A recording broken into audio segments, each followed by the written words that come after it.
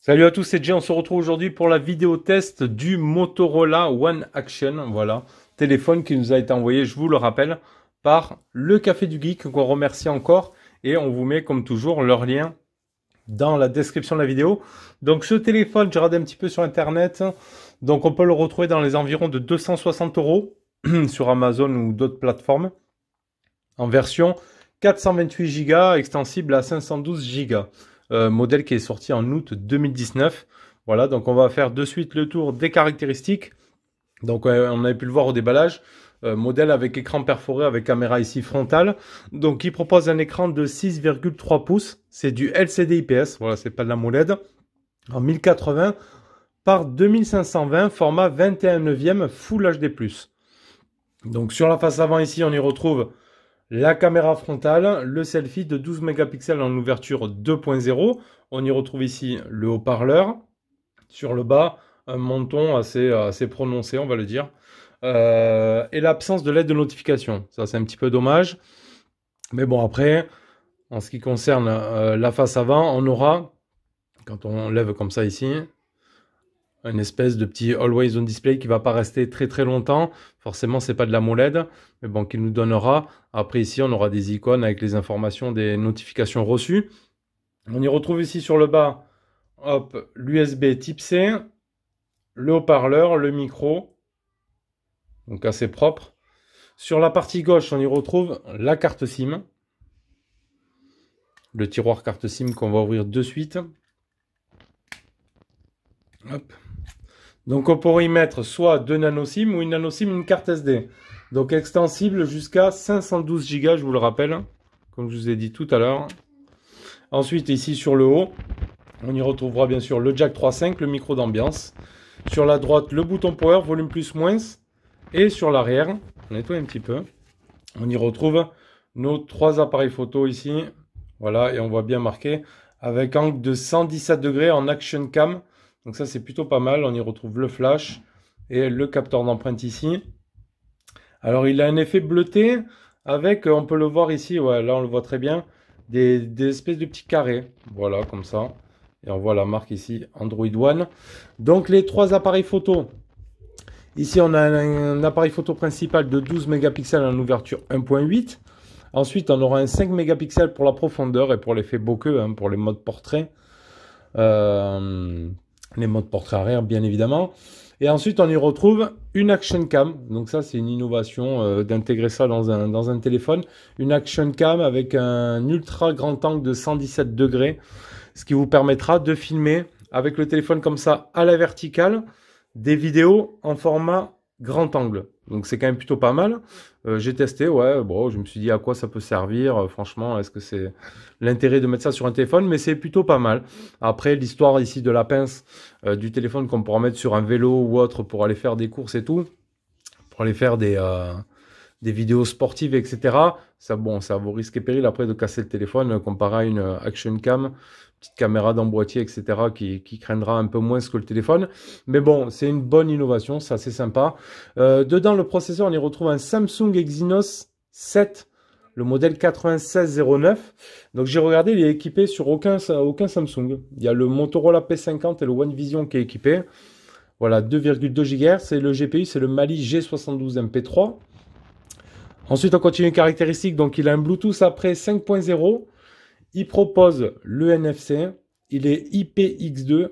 C'est-à-dire qu'il est étanche, du moins pour les éclaboussures uniquement. Son poids, c'est 176 grammes. Il fait 160,1 par 71,2 par 9,2 d'épaisseur. Après, il n'est pas super lourd. Il propose une batterie de 3500 mAh avec 10 watts charge rapide. Donc ça, c'est plutôt pas mal. Donc le NFC, on l'a vu. Et les bandes réseau, ce sera la B1, B3, B5, B7, B8, B20, 38, 40, 41. Il n'y aura pas la B28. Et il propose également aussi ce téléphone, le Dolby Atmos. Donc ça, c'est plutôt intéressant. Donc je crois qu'on a fait le tour des plus grosses lignes des caractéristiques. Allez, on va commencer au début par faire le déverrouillage par l'empreinte digitale. Donc c'est... Vous entendez le bruit. C'est rapide, ça fonctionne bien. Bon, maintenant, les capteurs ici placé sur l'arrière, il n'y a pas de souci. C'est bien réactif. Et après, on aura la reconnaissance faciale. Donc, il suffira d'appuyer sur le bouton Power. Il n'y aura pas besoin d'après de faire de glissement d'écran, etc. Comme on a vu pour le Sony. Là, uniquement on appuie. Hop, il déverrouille. Donc, je vous montre tous mes doigts. Hein, j'appuie pas sur le capteur. Donc, c'est méga rapide. On n'aura pas par contre de double tape dessus. Donc, je vous le redis, pas de LED de notification sur ce modèle-là. Alors, on va regarder un petit peu l'écran. Hop, on va aller dans affichage ici. Donc, on a niveau de luminosité, l'éclairage nocturne. Bon, voilà, ça nous fera l'éclairage pour la lecture. On n'aura pas de mode sombre. Adaptation de la luminosité, donc automatique ou non. Les fonds d'écran, l'option avancée, le délai de veille. On pourra choisir les couleurs. Par contre, voilà, couleur naturelle, contrastée ou saturée. Ça, c'est bien. La taille de la police, la taille d'affichage, l'économiseur d'écran. Et le thème de l'appareil, on pourra choisir un thème sombre ou autre. Hop. Ça, c'est pour la partie écran. Donc, en termes de luminosité, après, il faut quand même pousser assez fort. Là, vous voyez, je suis déjà là. Et c'est vrai qu'en extérieur, après en plein soleil, on a tendance à le pousser à fond. Voilà, il manque un petit peu de luminosité. Moi, j'aime bien déjà que quand on arrive à la moitié, ça pète un petit peu aux yeux. Mais là, il va falloir quand même monter voilà, par ici pour avoir quelque chose de correct. Voilà, ça c'est pour le terme d'affichage. Après, la qualité, il a du Gorilla Glass, mais ils n'ont pas spécifié lequel. Après, il a une bonne qualité d'écran. Bon, on est sur du Full HD+, pas de souci à ce niveau-là. On pourra des display testeurs. J'avais pu remarquer, moi, que lors du déballage rapidement, on avait pu voir une petite fuite de lumière. Allez, on va regarder un petit peu les couleurs. Donc là, ouais, il faut que je baisse un petit peu pour que vous ayez le bon rendu. Voilà, comme ça. Le vert. Par contre, il nous ferme pas ça. Il faudrait qu'on puisse avoir accès là pour voir vraiment les fuites de lumière. Je l'ai vu, moi, sur le blanc, un petit peu.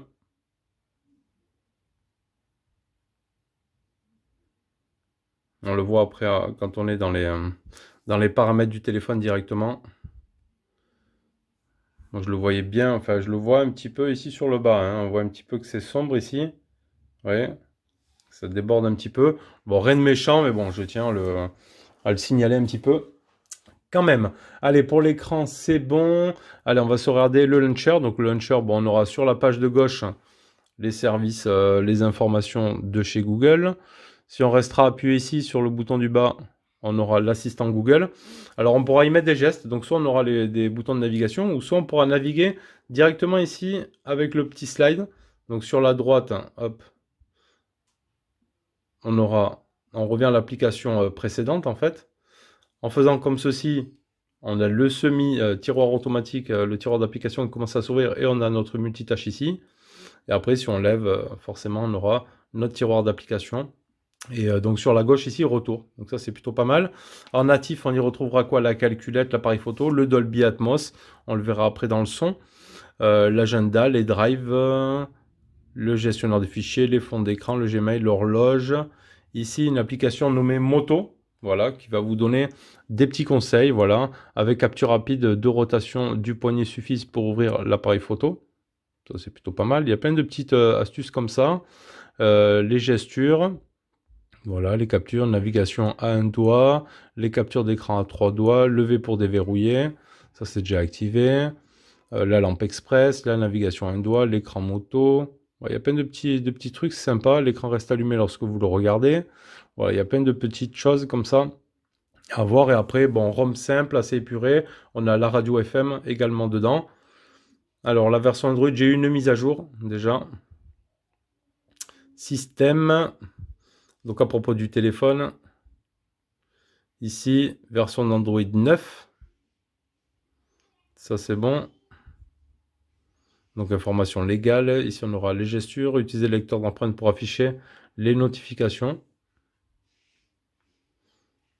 Voilà, on peut toucher le capteur d'empreinte ici pour ouvrir le centre de notification devant. Ça, c'est plutôt pas mal. Accès à l'appareil photo. La navigation, donc ça, c'est ce que je vous le disais, c'est les gestes moto. Sinon, balayer l'écran vers le haut et puis va vous permettre d'ouvrir le bouton d'accueil, etc. Ou après, on peut mettre aussi les 3 boutons directement ici en bas. Donc ça, c'est pour la navigation, bloquer les sonneries, etc. Les options avancées, options de réalisation, utilisation multiple. Bon, après, comme je vous dis, il n'y avait quand même pas de double tap dedans. Donc après le réseau, on retrouve Wi-Fi, réseau, carte SIM, etc. On aura ici les préférences de connexion. Donc on aura bien le NFC, caster l'écran, etc., etc. Ça, c'est pas mal. La batterie, l'affichage, on l'a vu. Le son, on aura le Dolby. Donc on pourra le mettre en auto-intelligent, en musique ou en film. Ça, c'est plutôt pas mal qu'il soit activé sans qu'on ait à mettre de casque ou autre. Il y en a où il faut avoir le port jack de connecté pour pouvoir avoir accès au Dolby Atmos. Là, il y est par défaut. Donc, c'est plutôt intéressant. Ici, on se retrouve dans l'application moto. On pourra, voilà, là, on se retrouve dans les raccourcis qu'on a vus tout à l'heure, hein, tout simplement, de l'application moto. Le bien-être numérique, bon ça on commence à le retrouver sur pas mal d'appareils, hein. On aura tous les détails, du temps passé sur l'affichage, etc., etc. Donc ça vous donnera plusieurs infos. Après il y a l'évaluation ou l'aide, la rubrique aide, etc. Et donc tout ça c'est bon, la sécurité, il y aura le verrouillage avec l'empreinte, la reconnaissance faciale et tout. Donc ça c'est plutôt pas mal. Donc ça, c'est le capture d'écran de la mise à jour OTA proposée. Donc, principaux points de cette mise à jour, c'était les mises à jour de sécurité d'Android, hein, au 1er août, tout simplement. Là, ici, l'appareil est bien certifié sur le Play Store, donc il n'y aura aucun souci dessus. Et on va aller sauvegarder de suite notre ami Antutu. Voir le score avec ce Exynos. Donc, 143 000 points. Voilà, pour l'Exynos. Le 9609. Ici, mon appareil. Allez, on va tester le multitouche. Qui souvent bug. Je trouve quand même que dès qu'on le met à plat, les téléphones, j'ai l'impression que ça ne veut pas. Je sais pas pourquoi. Est-ce qu'il ne faut pas qu'il soit un petit peu incliné ici? Non plus. Donc là, il nous donne 5 touches. Si je le mets debout comme ceci, on va faire retour. On va retester. 6, 7, 8. Bon, il devrait normalement faire les 10 touches. Je sais pas pourquoi, des fois, il y a des bugs comme ça. Hop.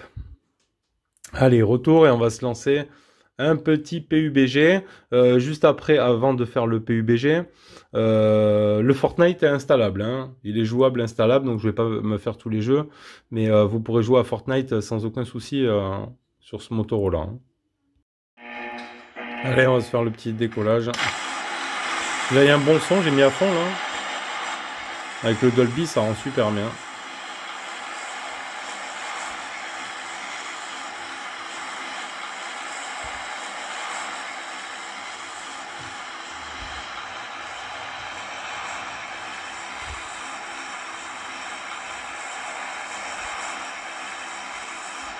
On va voir ce que ça donne.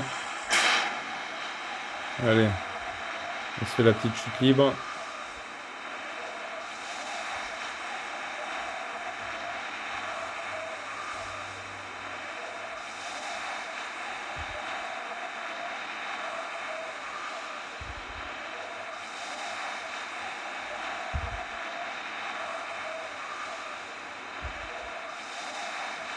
Il faut les longues la chute, hein.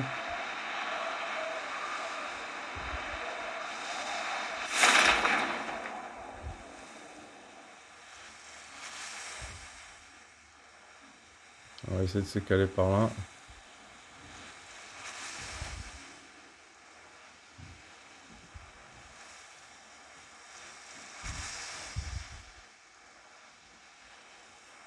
Hop.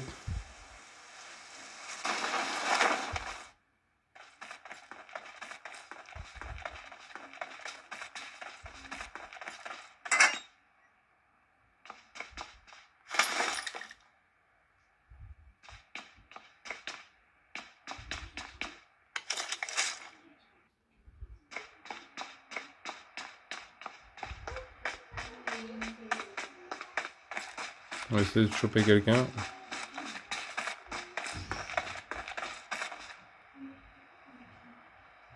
C'est calme ici, hein. Bon, ça fonctionne, hein.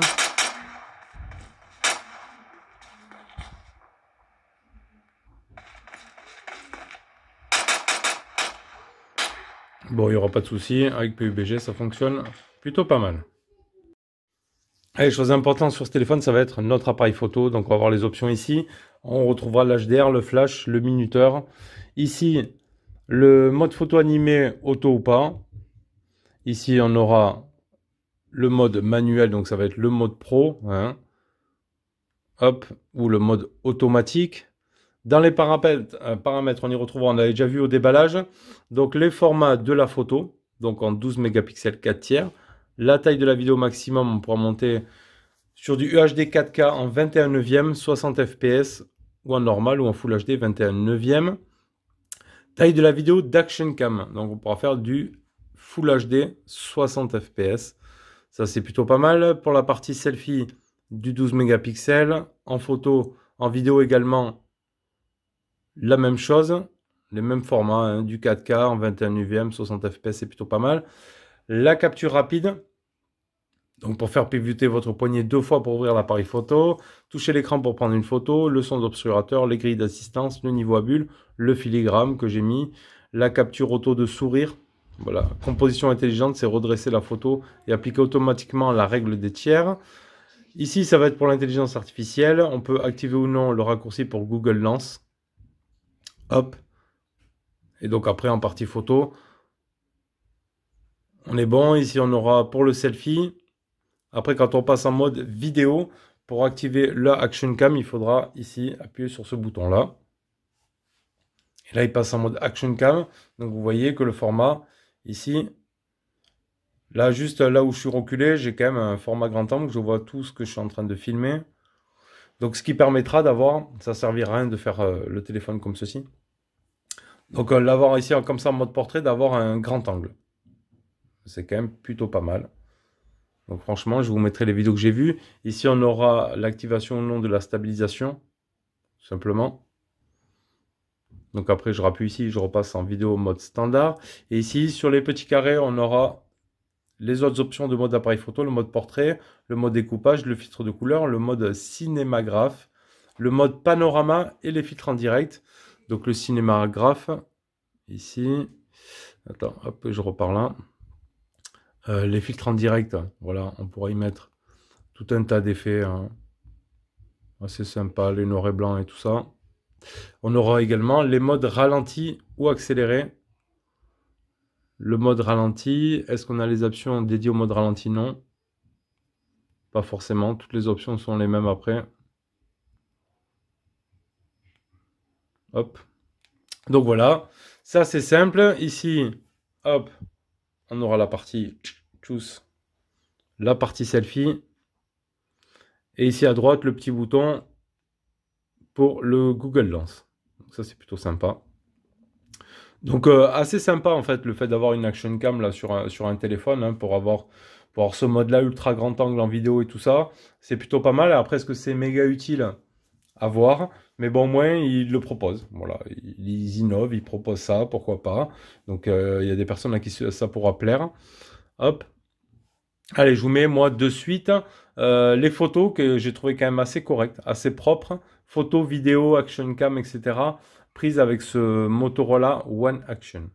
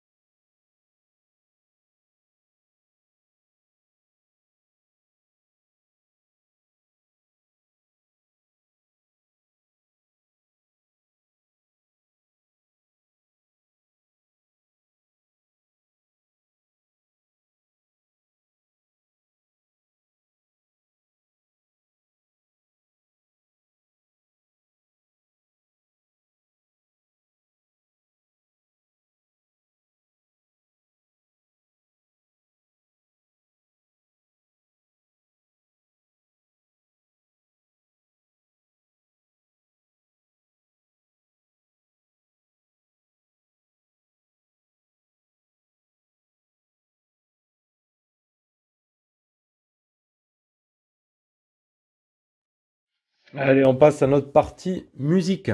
Alors, musique, on va commencer. Donc pareil ici, il faudra actionner ici le Dolby ici. Hop, je vais le mettre en mode musique.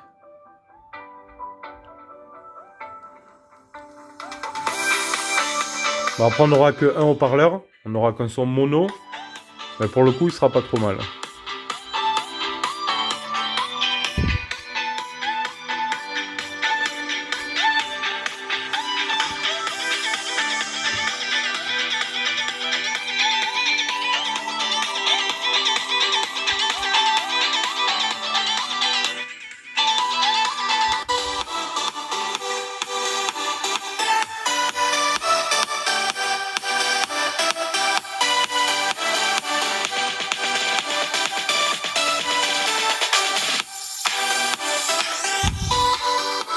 Même si ça manque un petit peu de basse, mais bon, ça a le mérite d'être là.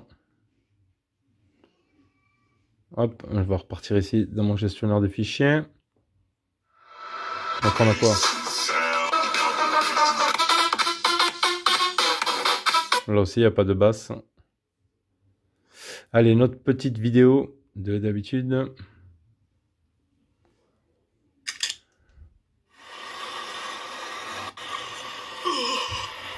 Alors, est-ce qu'on peut activer le format ouvrir avec?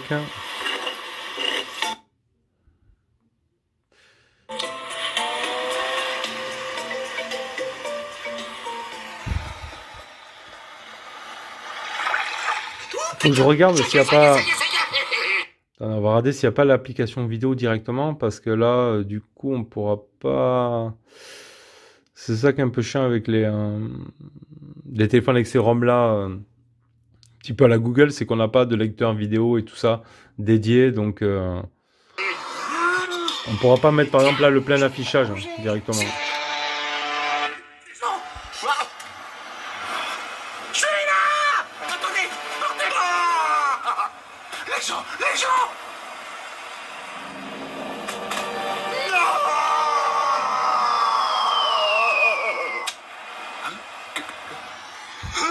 Donc ça fonctionne ça, il n'y a pas de souci là-dessus. J'ai testé le GPS avec Maps et le GPS test, ça fonctionne très très bien, il n'y a aucun problème là-dessus.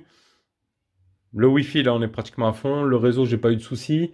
Donc, il y a la B20, il manquera la B28, hein, pour ceux qui en auront besoin. Donc, après, on a le jack 3.5, etc., etc.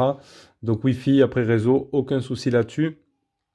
L'autonomie. Allez, on va aller rader. Hop, ce que j'ai pu relever pour l'autonomie. J'ai fait plus de la journée. Plus de la journée en autonomie. Image. On va aller dans capture. Alors, je l'ai faite ici. Hop. Donc la capture, 20h47, donc bien fin de journée. J'avais utilisé 78% 13h, il me restait 22%. Voilà, à pratiquement 9h le soir, elle est donnée pour une durée de 20h50, donc batterie de 3500 mAh. Moi, je suis quand même pas mal sur le téléphone. L'écran, là, il met 3h15, 87%.